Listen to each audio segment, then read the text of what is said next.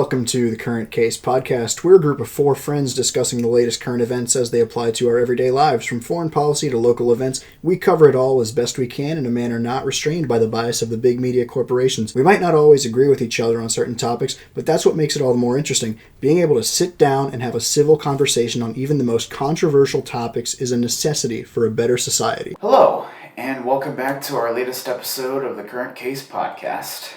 Today's date is Wednesday, June 21st, 2023. This is Season 3, Episode 1. As always, make sure you check out our Patreon, link in the description and on our channel. If you are listening on Spotify, make sure you give us a rating, favorite us, leave comments, and of course, make sure you leave a like, subscribe on the YouTube channel, and feel free to join our Discord server. I've noticed more people have joined, so the invite is in the link below. So feel free to hop on in and chat with us. And for this episode, we do have a couple of different unique events occurring.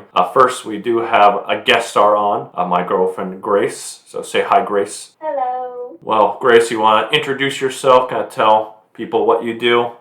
Hello, yes, I am Grace, and I'm Jared's boyfriend, as he stated. I am a preschool teacher. I like to teach preschool and pre-K. Right now I'm getting my 4-year degree in teaching. Well, that's awesome. How has the experience been in preschool? It's been good. The children are crazy, but it's been good.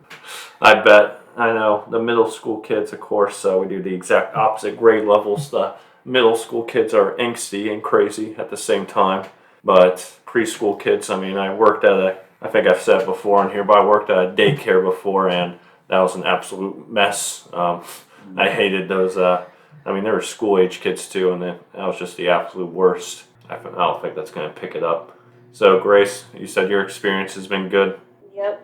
Good. So, also today as well, we don't have Matthew. He decided to go to an amusement park, literally the day of our episode recording date. And Cameron, I think he is sleeping.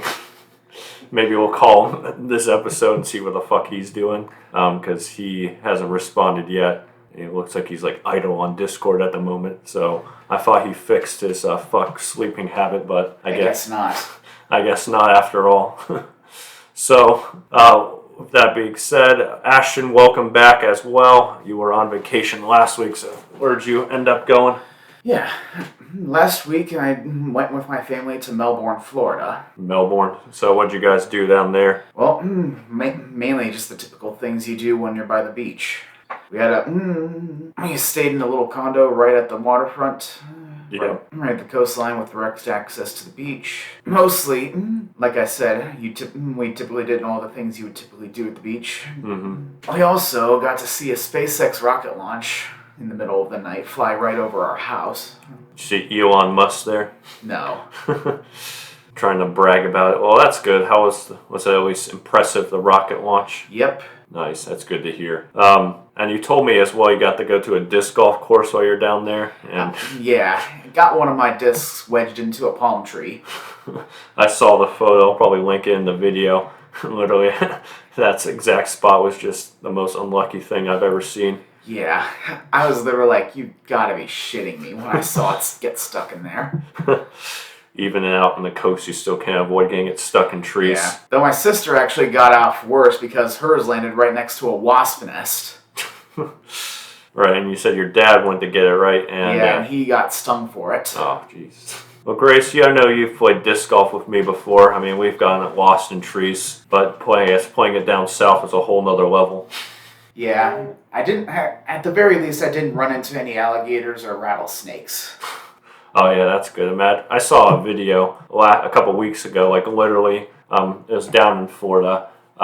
Some dude threw it and it landed in the water right by an alligator. So he was trying to use one of the disc retrievers to get it back, which is basically a long metal pole. But the alligator literally just chomped down on the disc and refused to let it go. But then after that, the alligator got out of the water and actually took the whole bag and ran back into the water with it. Wow.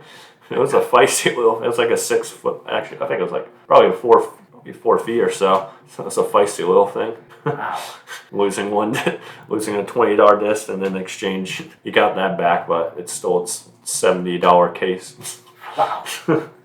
So good thing that didn't happen to you. Yeah. Speaking of the ocean, though, Grace, have you heard this story? I think I might have told it to you a couple days ago, but about the missing Titan Submersible. Yes, you told me about that yesterday. And Ashton, I know, Ashton and I were discussing it, and Vishwa was there too. We were discussing it at our usual Texas Longhorn spot. Texas Roadhouse. Oh, damn it. Texas. What am I thinking of? Longhorn? Yeah, Longhorn is what I was thinking of. Texas Roadhouse spot. And of course, this has been a hot topic since Sunday. We're on now day 4 of this submersive going missing. So there's some background. Of course, we can discuss, give our theories on, at this point, what we think is going to happen with it. That's all we'll go around and kind of share. But background behind it, of course, a company startup called OceanGate, founded by CEO named Stockton Rush. Founded OceanGate a couple of years ago. Its primary purpose was to explore, of course, the ocean mainly. He wanted to explore the Titanic. Actually went over the Titanic today with the summer school kids that I have, because I also covered this story with the articles. I figured it was pretty interesting to them. So he was on board the Titan as well. He also was joined by a very rich British billionaire and 2 other prominent Pakistani business partners. One was, it's Cameron. Shit, sorry, yep, there he is. Just as we suspected, he was fast asleep. Tell him to get his ass over here. You can join halfway through. Yeah, he can join in. Tell him to rush his ass over your action. He can join in. All right. Or he can fucking just join on Discord. Tell him to join on Discord, actually, might be best. I'm thinking. I'll edit this out too. Actually, I'll show the part where Cameron's fucking... Yeah, tell Cam to join on Discord, and we'll just cut him in since I already have my speaker out loud. Yeah. I'll be in the live stream chat on Discord. Okay. Okay. Classic Cameron L. With that being said, so back to background behind this company. So he discovered or founded it. Wanted to explore the Titanic, joined by 5 other people, Pakistani business family, including his 19-year-old stepson.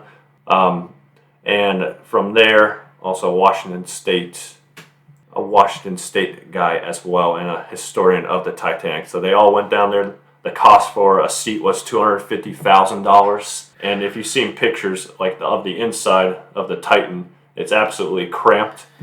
Yeah, you showed me a picture of that last night. Honestly, that shit I wouldn't trust. You see them literally crouching down in the ceiling just above their heads. Right. It's like, if you're claustrophobic, then you'll be fucked in there. Because they told them they couldn't really eat or drink anything before the trip, and they only had 1 water bottle and 1 snack item with them. Yeah, probably because of concerns about pressure. You can't perfectly protect against the pressures, especially when you're going that deep down. Exactly. And they only have one little toilet too, and a little curtain for privacy. So that's literally all they have. And the vessel itself, you only have 1 window you can actually see out of. So you have to take turns looking out at anyways. Plus you have the camera, of course, which you can look at the screen. But I don't know, it doesn't seem worth it to me. I mean, the Titanic, of course, history. I mean, it's a tragic story, but 13,000 feet, where most vessels can't even go, doesn't seem worth it. Yeah, especially not in something that cramped. Exactly. So she went down there and lost her signal with her Voyager ship an hour and a half in, and since then it's basically completely went off the grid. And that was this past Sunday. So there's just estimating how much oxygen they have left. So at this point, it's at least under 20 hours. Yeah, I saw that too in some of the latest news articles regarding that. Mm-hmm. I've also heard that some of the sonar guys in the Coast Guard that have been part of the search and rescue operation, they may have actually heard some noises from the guys banging and trying to get some attention. Yes, I saw that. The hall, I should say. Yeah, I saw that after our discussion at Texas Roadhouse yesterday. But at the same time, I've been, of course, keeping updated today since this is an ongoing issue. And it seems like they said like every half-hour intervals and shit, but they haven't heard anything since then, I think since Monday.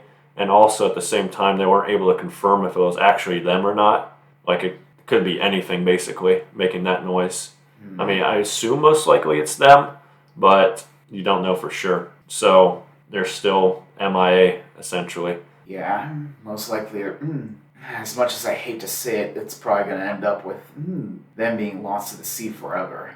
Yeah, it's unfortunate, and even before I make my own predictions on what I think is going to happen and what we think is going to happen here, because by the time we post this episode, of course, we'll probably have known. I mean, the clock for their oxygen will be over, because these episodes will go up the audio will go up by Saturday or Sunday, and the video will be out by Monday. So at that point, the clock will already be over for them.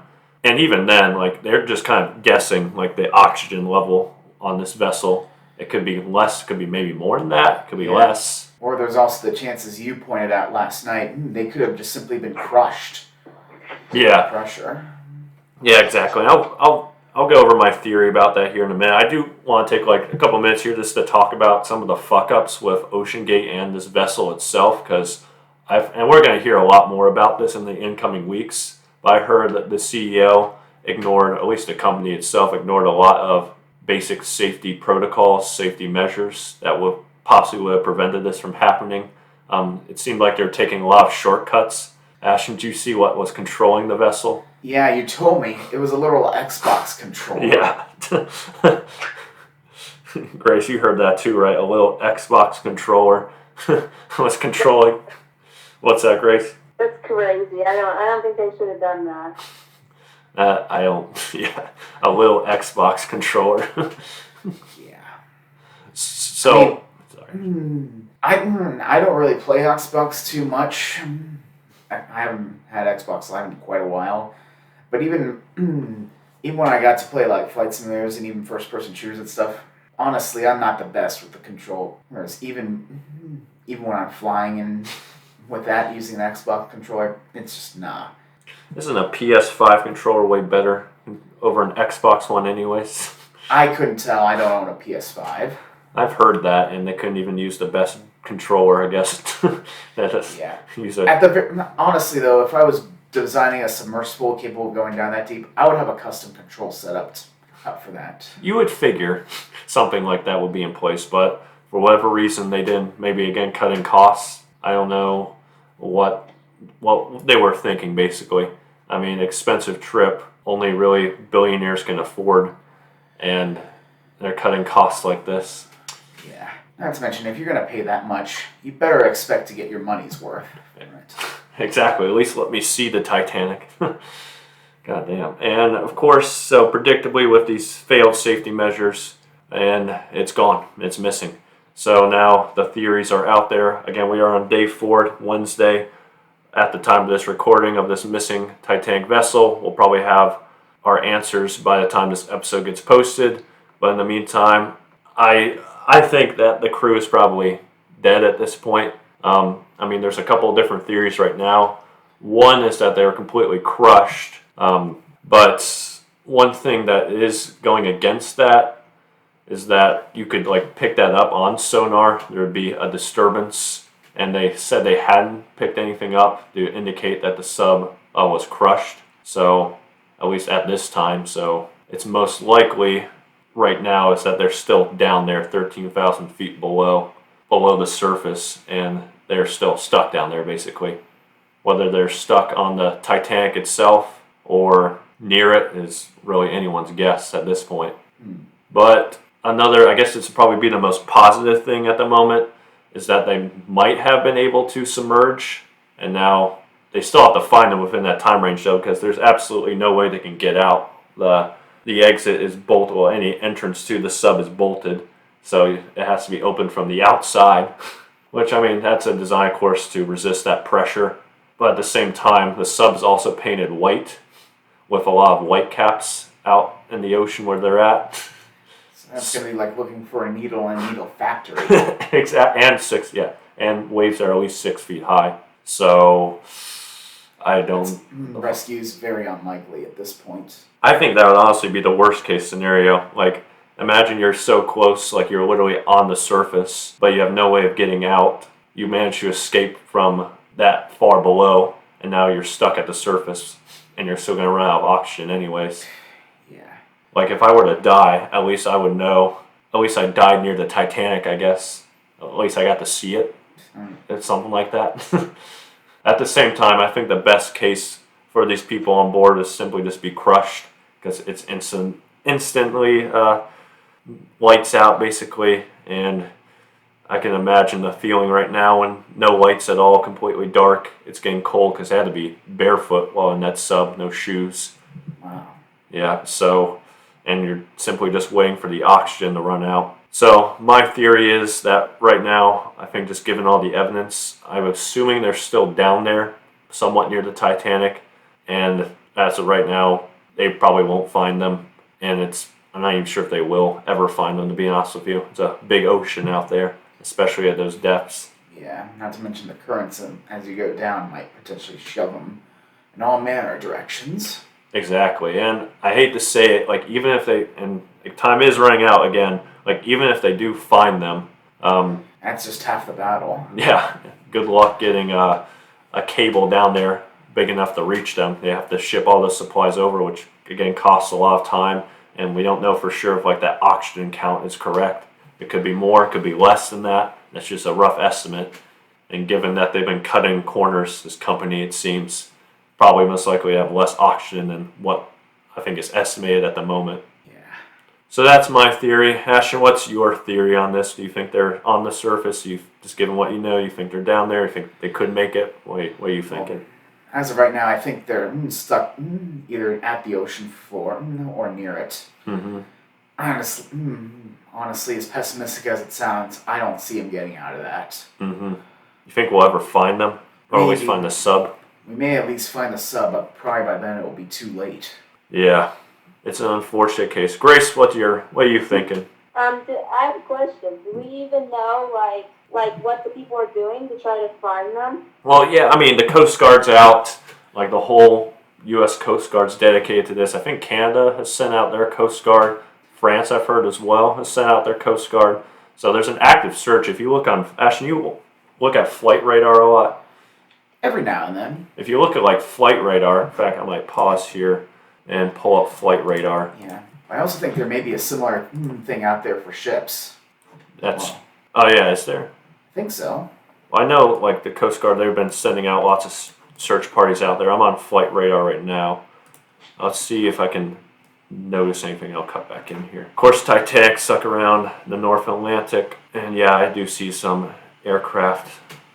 I've heard they've been using, looks like CO-100s to search for this vessel. Yeah, maritime patrol aircraft originally meant to detect Russian subs. Yeah, exactly. So I'm actually seeing them right now. We'll cut back in. I'm seeing them right now on flight radar. So they have, Grace, answering your question, they have people out there searching. The Coast Guard's on the alerts. Flight radar indicates there's still search aircraft out there. Maybe if they made it up to the surface, they could spot them. Maybe. But I think more what they're probably going to be using are going to be deployed sonobuoys. Essentially, as the name suggests, they're little buoys that have active sonar pinging off that's linked to the aircraft. Mm-hmm. Originally, these were meant to detect Russian submarines trying to approach the American coastline during the Cold War.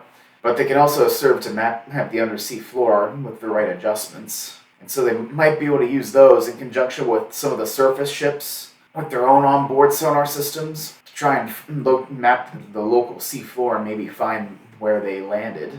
Right.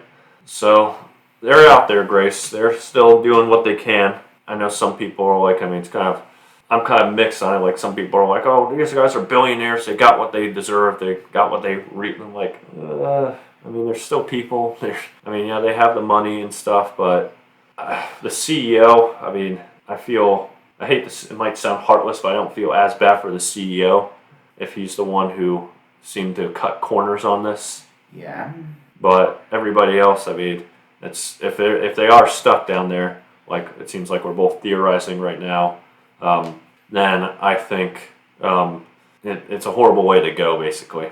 Just waiting for your oxygen to run out. Grace, do you have any more questions or theories No. that answer your question? Yes. Okay, there we go. Yeah. Before we move on, though, I'd actually like to share a bit of trivia regarding the Titanic. Yeah.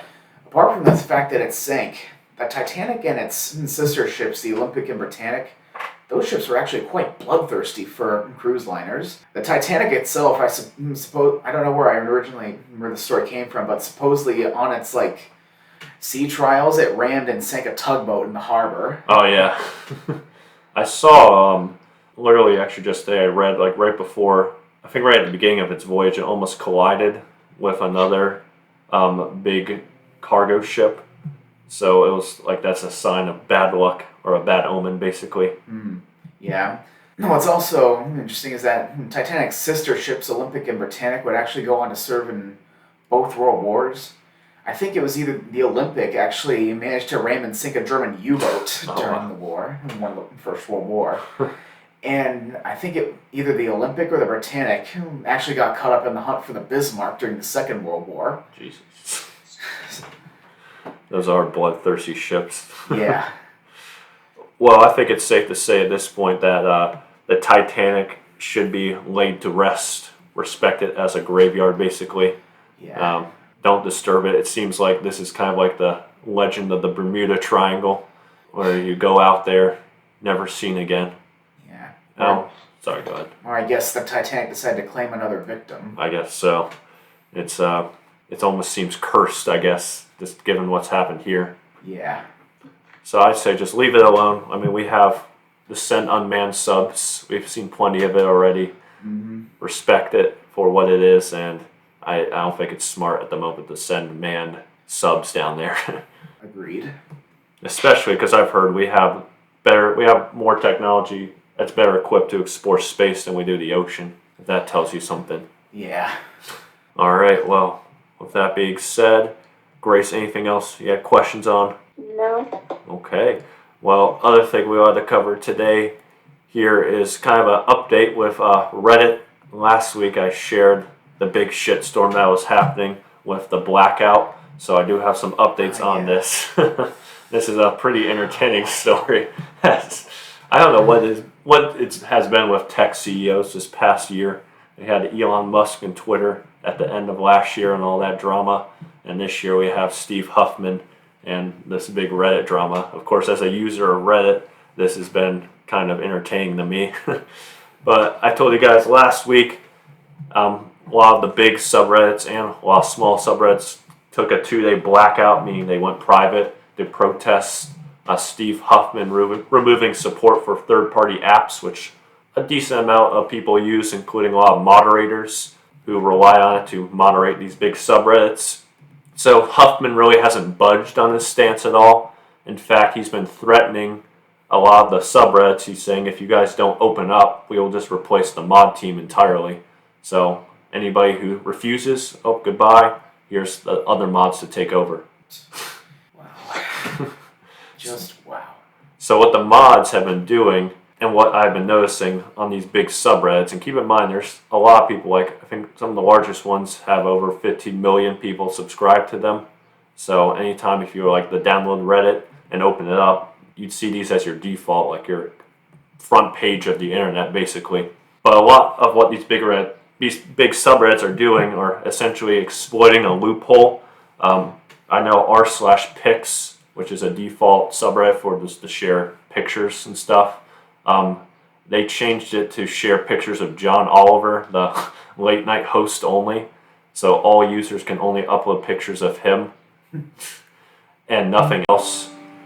And another very large subreddit, I think it's called r/interesting as fuck, where people just post clips of just wacky things happening, literally became a porn subreddit or a not safe for work subreddit, which of course you can't advertise on that. And that's another strategy that they've been employing as well. And so the drama has been continuing because they're losing their revenue stream through these subreddits either going not safe for work or converting to John Oliver sharing website or sharing subreddits basically. So the shitstorm of Reddit is continuing. It was already a bit of a dumpster to begin with. Now it's a dumpster fire. All these social media platforms are just going down under. It's literally like the Titanic right now. They're sinking rapidly. We had Twitter first. That was the start. It scraped the iceberg right there, and then Twitter started to sink. Yeah. We've also had the metaverse being a total flop. Yeah, the metaverse completely went under. Discord, I've heard controversial change. I'm not up to date with what Discord did entirely. Are you up to date, Ashton, on Discord stuff? Not really. I've heard they made some controversial choices though. But Reddit seems to be the latest batch. And also to make it even funnier, there's like a Reddit war going on right now because some, like just the average users who don't really care or use third-party apps are like, this is ridiculous. It's fucking ridiculous. I want my subreddit open. I don't want just replace these mods, blah blah blah. And can we just get things normal again? And of course, you have everybody else who either uses third-party apps or supports the mods, and they're like, let's keep going with this. Fuck Steve Hoffman, you/Spez, and go at it, basically. Yeah. Now, my stance on a lot of these third-party mods or add-ons, whatever you want to call them, one of the things that I've often noticed, especially in a lot of gaming communities, that when the main developers of a certain game fail to provide on a lot of things, third-party modders often tend to step in and provide what the people want. In a similar vein of this sort of controversy was recently what happened with a lot of the Call of Duty games. For those of you who are unaware, a lot of the older Call of Duty titles, specifically a lot of the ones that that are around the Golden Age, so like COD 4, World at War, MW2, but even some of the more recent ones, such as Black Ops 3, those have become absolutely infested with hackers, as well as some people have even been using them to spread malware and viruses to other people who join up on their matches. Right. And so people use like these third-party apps to help prevent that from happening. Essentially because Activision Blizzard was simply too lazy or didn't care enough to do it themselves.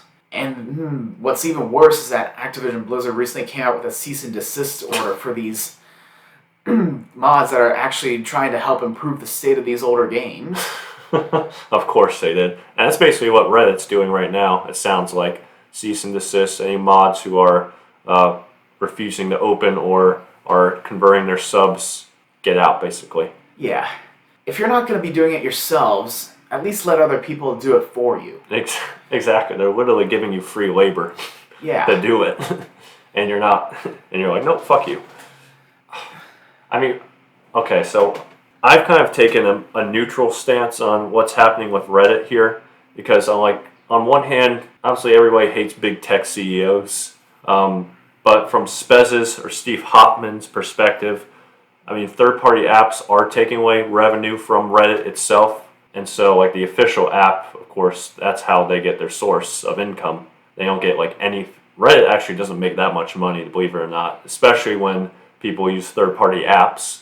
And so, from his perspective, these third-party apps are taking away the revenue stream that Reddit obviously needs to keep functioning. But at the same time, you're also fucking over moderators who do moderate for free and that need that support that those tools the third-party apps provide in order to keep moderating. I mean, moderators can be fucking annoying too. Like, you always have the power-hungry mods, which I'm sure, Ashton, you've run into through games and stuff like that. And that happens on Reddit all the time. There are a lot of power-hungry mods out there. Yeah, a lot of iron-fisted... Especially those that don't even tolerate a lick of dissent from what narrative they like to push on whatever subreddit's going on. Right, exactly. Like, they'll censor it. You say one thing, oh, ban. Exactly. I'm not opposed to Spez's idea of having people vote out mods. It's what he said. Like, there'd be a poll basically, and if you don't like a mod in the subreddit, you can vote them out. Honestly, I don't think that's a bad idea. But I think in order to come to an agreement, like Reddit has to, Spez has to give the moderators tools on the official app or something so they can essentially do what they did on the third-party apps. Like, there has to be some type of compromise made. Agreed. Otherwise, it's going to continue to be this big shitstorm, basically. I'm weirded out. Like, I don't know why Spez hasn't thought of that already or hasn't done that already. Like, it's clear. Unless it seems like he's thinking that all these mods are replaceable anyways. Like, another person will just take over if the mods continue the protests. As much as I hate to say it, that seems to be the thinking behind a lot of CEOs of a lot of different media and big companies and whatnot. Yeah, exactly. It's like, sorry, go ahead, Ashton. And I suppose also when you're making a shit ton of money, that also comes at the cost of your own creativity. Right, exactly. Yeah, and it goes for like literally everything. Like, as a CEO, don't you want to? I don't see the point of like firing everybody, or the thought of, everybody's replaceable anyways. It's like, isn't the best thing for your company at the end of the day to find compromise? Like, if there's an issue, a disagreement with your employees, instead of firing the people who are dissenting against you, why not just see what their demands are, what they want, and try to work something out at the end of the day? And for some reason, that type of thinking just isn't happening anymore. Yeah. I think once they find something that gets them their big bucks, they become incredibly risk averse and don't want to change off that course, even when it stops becoming profitable. Exactly. I guess money does change people. Yeah. Having that wealth. So Spez, I think he'd save himself just a big headache coming to a compromise, but he seems to be set on doubling down, removing all the mods who are throwing off the big subreddits and hoping other people will replace them and they'll run perfectly again, because he hasn't backed down from his plan to stop or to close the third-party apps by July 1st, and he's sending out basically cease and desist letters everywhere to all the big subreddits. Well, time to abandon ship for anyone who still uses Reddit. Yeah, it's time to get off. Grace, any questions or thoughts on that? Grace? Hello? Make sure she's there. What happened to Cameron? I guess we'll... Sorry, I was on mute. I do not have any thought. Okay. Well, Grace, you use social media, right? Yes. Which ones? I use Instagram and Facebook mostly, and TikTok. So Facebook, Insta, TikTok, so owned by Meta. So what would happen if they made like a controversial, so if let's say Facebook does something very controversial and they remove some type of feature, like they remove the emoji reactions, what would you do if that were to happen, or they took away something you didn't like? I don't think I would care, but I think lots of people would. Right. Would you just continue using as normal? Would you join like a protest movement, something like that? I'd probably just keep using it. Oh. Well, I suppose it depends on what exactly they decide to change or remove and how they change it. Mm-hmm. Exactly. That is true. Yeah. Everybody has their limits at different points. Mm-hmm. There is that breaking point there. And as a Reddit user myself, as I said, I like Reddit for, some of its subreddits. There's a smaller niche ones that are fun to read, but at the same time, just given the shitstorm that is occurring right now, I think I might just abandon ship myself. I'm not going down with this thing. Might as well jump off while the ride's still entertaining. But my predictions here in the coming weeks as this continues to progress, it sounds like Spez ain't going to back down. He's all in. Well, if he's going to go down with the ship, there's not much I can do for him then. So long, Captain. Have fun at the bottom of the ocean. And maybe we'll be completely wrong. Maybe this won't affect him at all. Like, he'll just replace all the moderators and Reddit will just continue as normal. That could be the case too. We'll see, I guess. Yep, we will see. Oh, and fun news, by the way, as we kind of wrap up today's episode. Smosh. Ashton, you remember Smosh? Oh, yeah. Grace, did you ever watch Smosh? No. Okay, they were old YouTube. Ash and I watched them back in the middle school days, especially early 2010s. They were a comedy duo. Those were the days. I know, good times. Some of their videos were actually really funny. Even to this day, actually, some of them are still, I think, keep up that charm. But actually, yesterday, Anthony from Smosh, he left back in 2017. He rejoined Smosh again, and they bought the company back. Wow. So they're going to be back together again, making videos. Nice. The story of Smosh is that they of course came together back in like 2005 for some of their first videos. They they sold their brand to a bigger company in like 2011 that would help them grow and stuff. And then Anthony left Smosh like in 2017. Of course, at that point, I'd stopped watching because he didn't like the direction they were moving.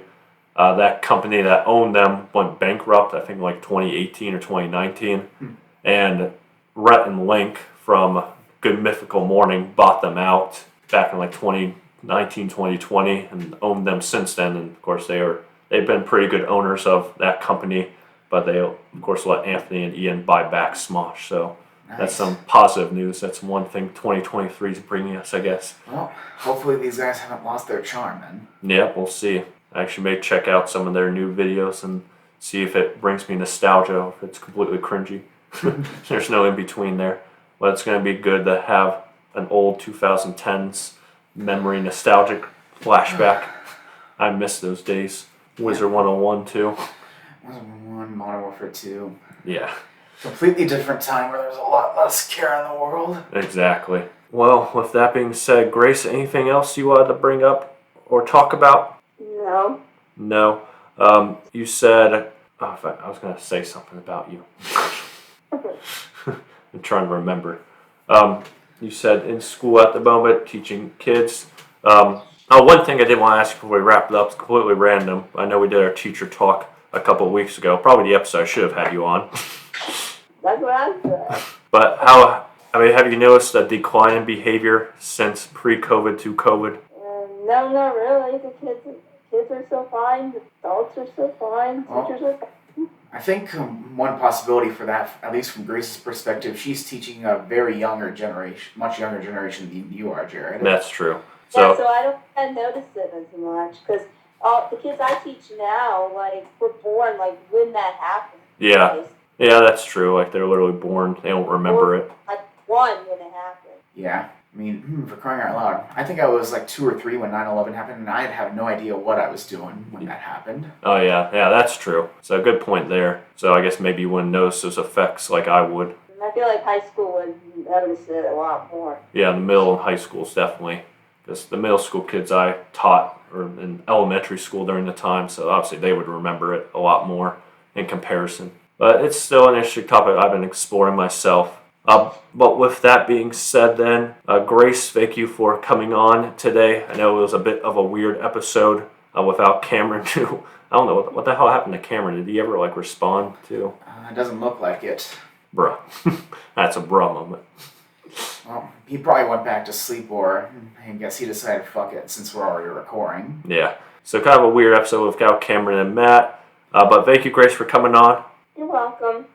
For next week, it will be our season finale. We will have another guest star on. And hopefully Matt and Cameron will be with us next time. Oh, yeah, they will be there. We can't do a season finale without them. They have to be there. Yeah. It's our 12th episode. We gotta own it. So thank you guys for joining in as always. Please remember to leave a like, subscribe, and everything else. Support us on Patreon, follow us on Spotify, and of course join our Discord server. And we will see you next week for the season finale.